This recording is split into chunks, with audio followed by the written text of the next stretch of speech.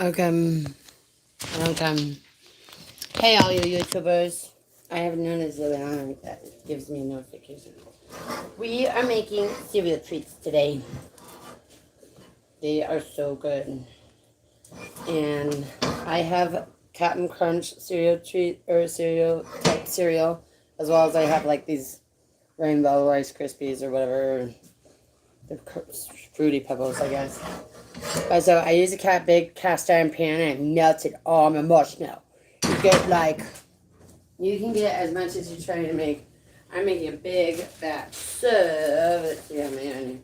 Okay, so I got a pound of the large marshmallows. And I got this 13-ounce large can of marshmallow fluff. And then I put God knows how much of vanilla, probably like a tablespoon or two in here. And then like as I am cooking it, I pour some salt in my hand and then you sprinkle it over it. And you don't put everything all at once because you can always put more in. You can't ever take any away unless you start over. And who wants to do that? So I am making this all melty, melty, melty. And then, and the good thing about, what's it called, a cast iron pan, is that the cast iron pan, yeah, holds in the heat. Hopefully this does not fall. I don't think it is. All right, good.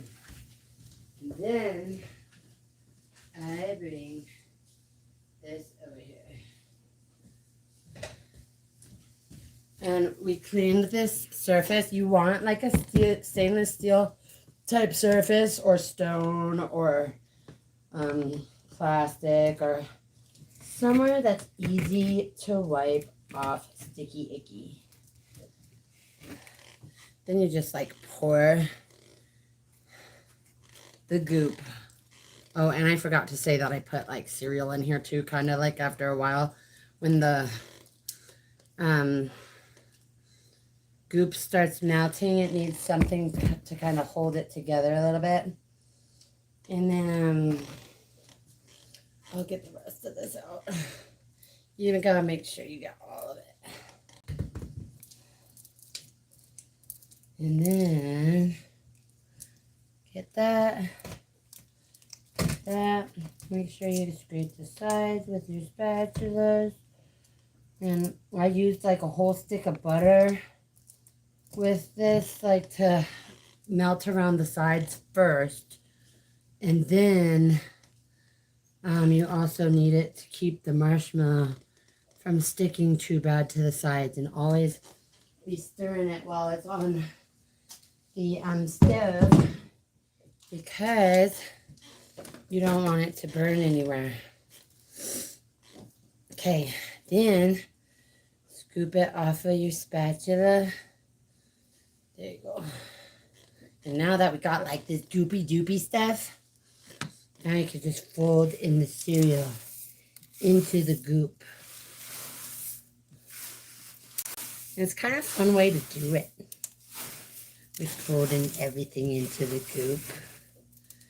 And then you just keep folding it until it all like is evenly coated and evenly spread. Uh-oh, some might fall off. That's okay. And a good practice. Ooh. So with cereal treats with the marshmallow, you all like it'd probably be good practice to like butter up your hands before you start doing this, which I forgot about just now, but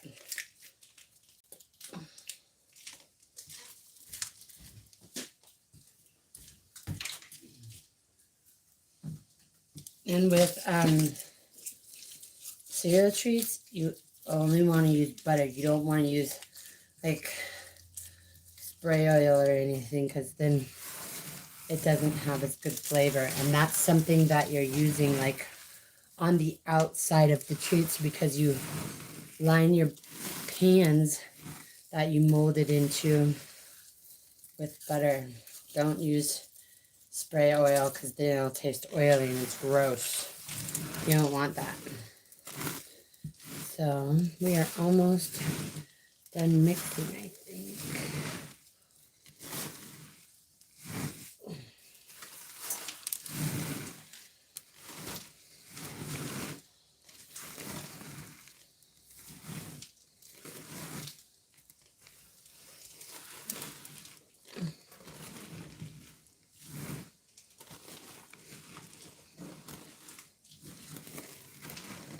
Yeah, that's good.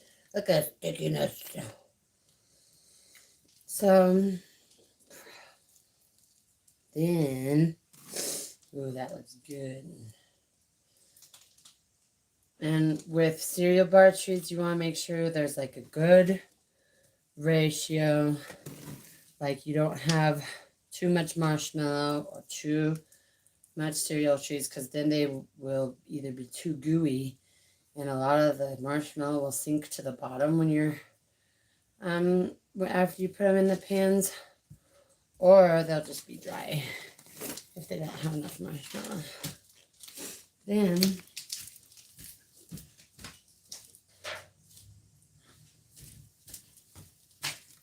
get your buttered pan and put them in there.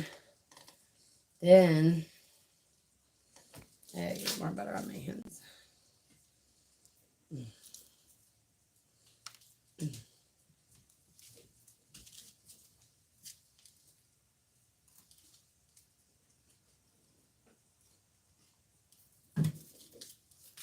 There we go. There we go. Then, after you've got all the butter in you, smash them in that pan. And then you smash them and form them to the pan. And then after like an hour or two, you can like pull them out, coat them up. Sometimes they have to sit overnight, but that is the best way to make the best cereal treat bars.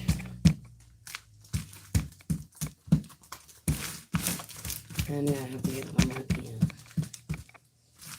There we go. See? I'm just set it somewhere with like covering over it or something, so that nothing gets in it, and then it firms up and you can cut them. Let's see.